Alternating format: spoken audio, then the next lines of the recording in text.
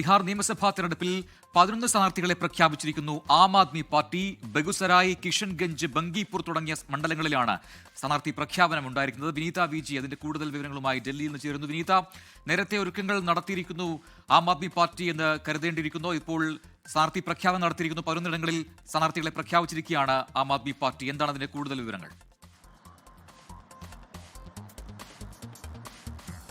തീർച്ചയായും പ്രജൻ സൂചിപ്പിച്ചതുപോലെ 11 മണ്ഡലങ്ങളിലേക്കുള്ള സ്ഥാനാർത്ഥികളുടെ പ്രഖ്യാപനമാണ്. ആദ്യ പട്ടികയാണ് ഇപ്പോൾ ആം ആദ്മി പാർട്ടി പുറത്തുവിട്ടിരിക്കുന്നത്. നേരത്തെ തന്നെ ബീഹാറിൽ ലോക്സഭാ തെരഞ്ഞെടുപ്പിൽ ഇന്ത്യ സഖ്യത്തിനൊപ്പം നിന്ന് മത്സരിച്ചുവെങ്കിലും നിയമസഭാ തെരഞ്ഞെടുപ്പിൽ അത് ഉണ്ടാകില്ലെന്നും ഒറ്റയ്ക്ക് മത്സരിക്കുമെന്നൊക്കെ നേരത്തെ തന്നെ അരവിന്ദ് കെജ്രിവാൾ വ്യക്തമാക്കിയിട്ടുമുണ്ടായിരുന്നു. അതിന് പിന്നാലെയാണ് ഇപ്പോൾ ഇന്ന് ഈ തെരഞ്ഞെടുപ്പ് കമ്മീഷന്റെ വാർത്താ സമ്മേളനത്തിൽ ഏതാണ്ട് മണിക്കൂറുകൾക്ക് മുൻപാണ് ഈ പ്രഖ്യാപനം വന്നിരിക്കുന്നത് എന്നുള്ളത് തന്നെയാണ് ഏറ്റവും ശ്രദ്ധേയം. ഇങ്ങനൊരു നീക്കം നമ്മൾ ഡൽഹിയിലും ഹരിയാനയിലുമെല്ലാം ആം ആദ്മി പാർട്ടിയെ സംബന്ധിച്ചിടത്തോളം നമ്മൾ നേരത്തെ കണ്ടതാണ്. അതായത് ഈ ലോക്സഭാ തെരഞ്ഞെടുപ്പിൽ സഖ്യത്തിനൊപ്പം നിൽക്കുകയും പിന്നീട് നിയമസഭാ തെരഞ്ഞെടുപ്പ് വരുമ്പോൾ ഒറ്റയ്ക്ക് മത്സരിക്കുകയും ചെയ്തിട്ടുണ്ടായിരുന്നു. അതേ ഒരു നയം തന്നെയാണ് ആം ആദ്മി പാർട്ടി ബീഹാറിലും പരീക്ഷിക്കുന്നതെന്ന് വേണം മനസ്സിലാക്കാൻ. ഇപ്പോൾ ആദ്യഘട്ട പട്ടിക, സ്ഥാനാർത്ഥികളുടെ പട്ടികയാണ് പുറത്തിറക്കിയിരിക്കുന്നത്. 11 മണ്ഡലങ്ങളിലാണ് സ്ഥാനാർത്ഥികളെ ആം ആദ്മി പാർട്ടി പ്രഖ്യാപിച്ചിരിക്കുന്നത്. അതിൽ ബഗുസരായ് മണ്ഡലത്തിൽ ഡോക്ടർ മീര സിംഗ് ആണ് ആം ആദ്മി പാർട്ടിയുടെ സ്ഥാനാർത്ഥി. കുശേശ്വസ്ഥാനില് യോഗി ചൗപാലാണ് സ്ഥാനാർത്ഥി.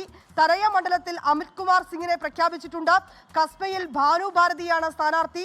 ബെനിപ്പട്ടിയിൽ ശുഭദ യാദവ്, ഫൽവാരി ഷെരീഫിൽ അരുൺകുമാർ രജക്, ബങ്കിപ്പൂരിൽ ഡോക്ടർ പങ്കജ് കുമാർ, കിഷൻഗഞ്ചിൽ അഷ്റഫ് ആലത്തിനെയാണ് സ്ഥാനാർത്ഥിയായി പ്രഖ്യാപിച്ചിരിക്കുന്നത്. പരിഹാറിൽ, അത് സീതാമർഹി ജില്ലയിലെ ഒരു മണ്ഡലമാണ് ഈ പരിഹാർ, ആ മണ്ഡലത്തിൽ അഖിലേഷ് നാരായൺ താക്കൂറിനെയാണ് സ്ഥാനാർത്ഥിയായി പ്രഖ്യാപിച്ചിരിക്കുന്നത്.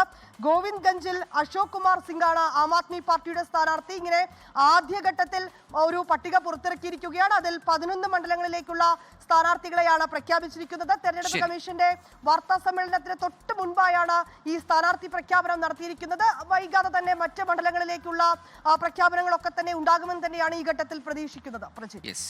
നേരത്തെ ഒരുങ്ങി ഈ മത്സരത്തിന് തയ്യാറാണ് എന്ന് നേരത്തെ അറിയിക്കുകയാണ് ആം ആദ്മി പാർട്ടി. ആ രീതിയിലുള്ള പ്രഖ്യാപനമാണ് ആദ്യ പട്ടികയിൽ ഇപ്പോൾ ആം ആദ്മി പാർട്ടി നടത്തിയിരിക്കുന്നത്. വിനീത വിജയാണ് വിശദാംശങ്ങൾ പങ്കുവച്ചത് ഡൽഹിയിൽ നിന്നും.